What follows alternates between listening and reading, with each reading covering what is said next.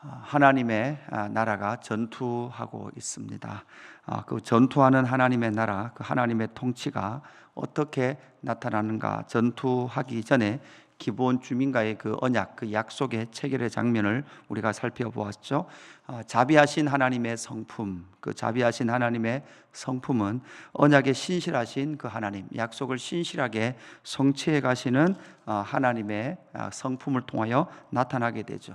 그 은혜의 성취는 바로 약속의 성취는 은혜의 하나님이다. 그 은혜의 문을 열어놓으시고 그 은혜에 들어오도록 사람을 이끌어 가시는 하나님이다라는 것을 살펴보았습니다. 그리고 이제 10장에 오면 남쪽에 있는 지파들과의 전투입니다. 9장, 10장, 11장으로 넘어가면서 이제 여호수아서에 나타난 본격적인 땅을 차지하는 땅 차지 전쟁이 이어지게 되는 거죠. 우리는 이 10장과 11장을 통하여 전투하는 이스라엘, 전투하는 교회의 모습을 이 본문에서 우리는 찾아야 합니다.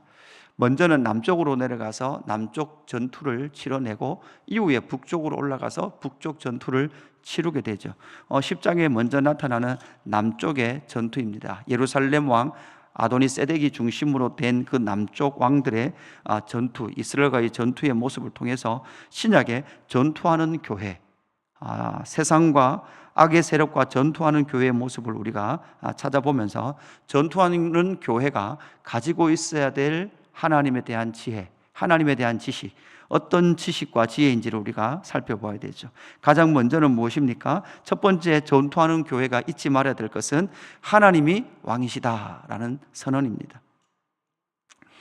10장에 이미 말씀이 시작되면서 그때 여호수아가 아이를 빼앗아 진멸하되 여리고와 그 왕에게 행한 것 같이 아이와 그 왕에게 행한 것과 또 기브온 주민이 이스라엘과 합친하여 그 중에 있다 함을 예루살렘 왕 아도니세덱이 듣고 이렇게 말하고 있습니다. 그러니까 아도니세덱이 듣고 뭐 합니까? 남쪽 왕들과 지금 동맹해서 누구를 공격합니까? 이스라엘을 공격하기를 원했던 것이죠. 그런데 2절에 보니까 크게 두려워하였으니 이미 크게 두려워하고 있다. 여리고와 아이성 전투를 통하여서 승리했던 이스라엘의 소식을 듣고 크게 두려워하고 있는데 더 크게 두려워하고 있는 이유는 무엇입니까? 기브온은 왕도와 같은 큰 성이다 이렇게 말을 하고 있죠. 기브온 주민들이 지금 이미 누구에게 굴복한 거죠? 이스라엘 여호수아 군대에 이미 화친한 상태였던 거죠.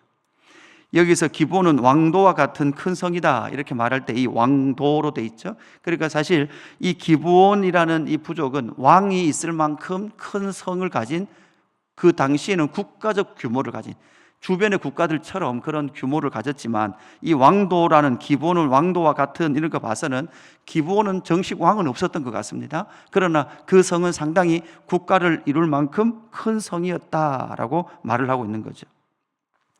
그러니까 기브온은 왕이 없었던 거죠. 그 기브온이 왕이 없었으므로 말미암아 이스라엘의 하나님 여호와를 왕으로 삼았던 기브온의 그러한 화친의 동맹의 의미를 우리가 볼 수 있는 것이죠. 그래서 이것을 통하여 결국은 왕이 있는 자들, 그 왕이 있는 자들 국가들이 지금 누구를 전투하기를 원하고 있습니까? 이스라엘과 전투하기를 원하는 것이죠. 기브온은 왕이 없었습니다. 그래서 무엇했습니까? 이스라엘과 화친했던 것이죠.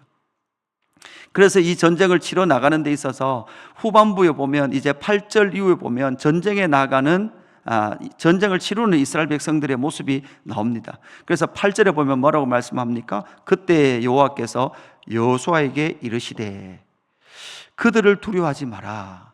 여러분, 그러니까 이스라엘의 군대 장관 가장 앞에 선 사람은 여호수아 같아요. 그럼에도 불구하고 여호수아에게 말씀하시는 분은 누굽니까? 여호와이시죠. 이게 하나님의 나라의 독특한 특징입니다. 전투하는 교회, 전투하는 하나님의 나라의 백성들이 가장 먼저 가져야 될 생각은 하나님이 우리의 왕이십니다. 그 하나님이 왕이시기에 하나님의 명령과 하나님의 힘 주심을 얻어야만 살아갈 수 있는 것이 바로 하나님의 나라다, 하나님의 나라 백성들이다 라는 것을 우리에게 말씀해 주고 있는 거죠. 가나안의 연합군들이 바로 이스라엘을 대항하고 있는 것입니다. 이 5 왕들이 계속해서 이스라엘과 전쟁을 치르기를 원했던 것이죠. 성경에 보면 전체적으로 보면 시편 2편에도 세상의 군왕들이 일어나서 하나님을 대적하죠. 그들은 악을 그 악을 가지고 하나님의 나라를 공격합니다. 그러나 하나님은 계속해서 그 왕들을 굴복시키실 겁니다. 구약에서도 굴복시켰을 뿐만 아니라 신약에 예수님도 오셔서 뭐라고 말씀하셨습니까? 내가 세상을 이겼다라고 말씀하시죠. 여러분 요한계시록에 가도 여러분 뭐라고 말합니까? 보좌 우편에 앉아 계신 그 그리스도께서 세상의 왕들을 승리하고 왕에게 승리하고 그 모든 세상의 왕들을 하나님께 제물로 그렇게 헤рем하여 드리듯이 그렇게 고백하고 있는 요한계시록의 구절들이 상당히 많이 나타나게 됩니다. 그래서 전투하는 교회가 반드시 첫 번째 기억해야 될 것은 하나님이 왕이시다. 그 하나님께서 이 땅을 통치하신다라는 것을 알아야 한다면, 두 번째는 무엇입니까? 전투하는 교회가 알아야 될 것은 하나님은 하나님의 약속에 신실하시다라는 것을 또다시 확인하고 있죠. 하나님은 약속에 신실하신 하나님이니까 이스라엘 백성도, 전투하는 이스라엘 백성들도 어떻게 됩니까? 그들이 맺은 약속에 신실해야만 했습니다. 그래서 4절 말씀에 보면 이렇게 나옵니다. 내게로 올라와 나를 도우라. 우리가 기본을 치자. 이는 기본이 여호수아와 이스라엘 자손과 더불어 화친하였음이니라. 이게 지금 예루살렘 왕 아도니세덱이 주변에 있는 왕들에게 연락을 하면서 지금 기본이 여호수아와 화친을 맺었다. 그 기본이 여호수아 이스라엘과 더불어 맹약했기 때문에 우리가 빨리 기본을 공격해야 된다. 이렇게 말을 하고 있는 거죠. 이 상황에서 사실 이스라엘 백성들 입장에서는 여호수아가 이 기브온 사람들에게 쏘가서 화친을 맺은 것을 뭐했죠? 원망했었습니다. 그죠? 왜 그들에게 확인하지 않고 화친을 맺어서 이렇게 원망했던 그러한 기브온 주민들이었습니다. 그럼에도 불구하고 하나님께서 그 화친을 인정하셨지. 그 언약을 맺었던 이스라엘 백성들이 이제 기로에 서 있습니다. 내려가서 기브온을 도와야 될 것이냐 말 것인가. 그러나 사실 이 기브온 주민들을 도우러 내려가게 됩니다. 기브온 주민을 도우러 내려감을 통해서 사실 이 전투에서 뭐가 되는 거예요? 승리하게 됩니다. 큰 승리를 얻음을 통해서 사실 이 남쪽 지역을 차지하게 되는 일에 있어서 중심 역할을 누가 했던 거죠? 기브온 주민들, 기브온 사람들, 기브온 성을 중심으로 해서 한 이 전투가 결국 남쪽 지역을 승리하는 그 시작 지점이 되었던 것이죠. 원망했던 사건이 하나님께서 무엇하십니까? 합력하여 선을 이루어내시는 것이죠. 결국은 하나님은 약속에 신실하셨습니다. 그 하나님이 약속에 신실하셨던 그 성품을 닮은 여호수아와 이스라엘, 그 이스라엘은 결국 그 약속에 신실하여서 6절에 보니까 이렇게 말합니다. 기브온 사람들이 길갈 진영에 사람을 보내어 여호수아에게 전하되 당신의 종들 돕기를 더디게 하지 마시고, 당신의 종들 이렇게 말하죠. 기브온 사람들이 화친을 맺은 내용을 들고 나오는 거예요. 당신의 종들 돕기를 더디게 하지 마시고 속히 우리에게 올라와 우리를 구하소서 이렇게 말합니다. 그럴 때의 7절 여호수아가 모든 군사와 용사와 더불어 길갈에서 올라가니라 이렇게 말씀하고 있죠. 그래서 결국은 하나님의 신실하신 언약에 신실하셨던 하나님의 성품, 하나님은 이스라엘을 세우셨고 이스라엘을 인도하셨습니다. 그리고 이스라엘을 통하여 그리스도를 오게 하셨고, 또한 그리스도께서 성령이 이 땅 가운데 오시게 하셨습니다. 그리고 교회를 탄생하게 하셨던 것이죠. 하나님은 신실하게 약속에 응답하셨습니다. 그리고 약속을 성취하셨습니다. 그러므로 말미암아 하나님의 백성들도 어떻게 합니까? 하나님께서 우리에게 주신 약속뿐만 아니라 우리가 하나님 앞에서 한 약속도 신실하게 성취함을 통해서, 이름을 통해서 무엇했습니까? 승리했다라는 것을 우리는 이 본문에서 보게 되는 것이죠. 세 번째, 전투하는 교회가 잊지 말아야 될 것은 무엇입니까? 만물이 하나님의 발 아래에 있다라는 것을 우리는 반드시 기억을 해야 합니다. 오늘 전투에서 독특한 장면들이 나타나죠.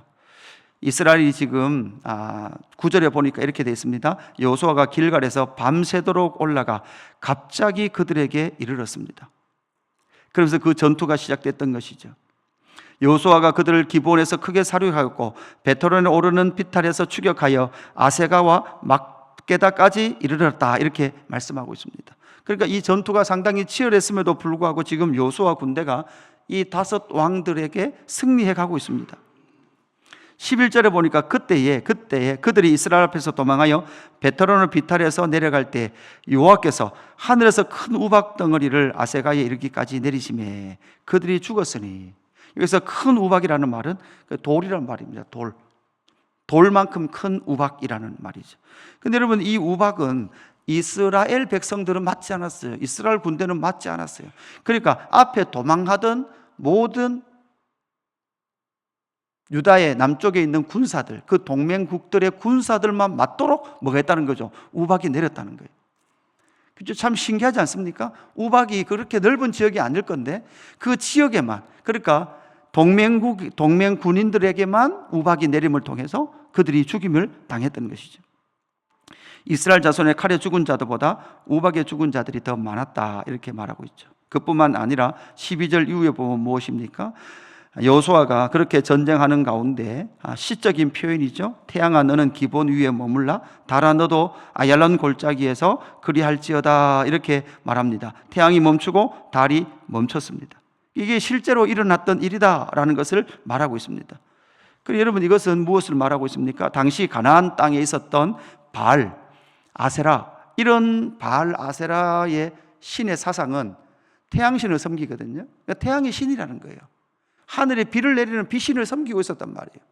그들은 그것을 우상으로 섬겼지만 너희들이 우상으로 섬기는 그것은 하나님이 통치하는 통치의 영역일 뿐이라는 거예요. 하나님이 만물을 다스리고 계시다는 거죠. 우리는 잘 알고 있습니다. 지금 이 만물은 그리스도의 발판이죠. 그리스도께서 다스리고 계시는 것이죠. 여러분, 우리는 전투하는 교회는 이것을 믿어야 합니다. 우리의 삶이 어떤 형편이 펼쳐질지라도 우리는 믿습니다. 만물은 바로 그리스도의 발 아래 있다. 만물은 요 하나님께로, 삼위 하나님께로부터 나왔고, 만물은 삼위 하나님으로부터 유지되고 있고, 만물은 삼위 하나님께로 돌아갈 수밖에 없습니다. 이것을 믿어야만 전투하는 교회로서의 승리의 영광을 누릴 수 있다라는, 얻을 수 있다라는 것을 우리에게 말씀해 주고 있습니다. 우리는 이미와 아직 사이에 살아가고 있습니다. 오늘도 우리는 전투하는 교회로 살아갑니다. 그 전투하는 교회가 살아가는 그 삶의 선언, 하나님이 왕이시다. 그리고 하나님이 약속에 신실했던 것처럼 우리도 하나님과 맺은 약속과 교회와 함께 맺었던 약속에 신실하며 만물이 그리스도의 발 아래에 있다는 것을 믿고 오늘 하루도 전투하는 교회로 살아가는 저와 여러분의 삶이 되기를 주님의 이름으로 축복합니다. 하나님 아버지, 감사합니다. 이미 시작된 그 하나님의 나라가 우리의 삶과 이 땅끝까지 성취되기를 사모하며 전투하는 교회로 불러주셔서 감사합니다. 때로는 그 전투가 치열하여 지치기도 하지만 그럼에도 불구하고 승리하신 하나님의 영광과 우리 주 예수 그리스도의 복음을 붙들고 하나님의 왕되심과 약속의 성취하심과 만물을 통치하심을 믿고 오늘 이 하루도 신실하게 전투하는 하나님의 교회로 살아갈 수 있도록 인도하여 주옵소서. 하나님은 우리의 왕이십니다. 우리를 통치하고 계신 줄로 믿습니다. 만물도 그리스도께서 붙들고 계신 줄로 믿습니다.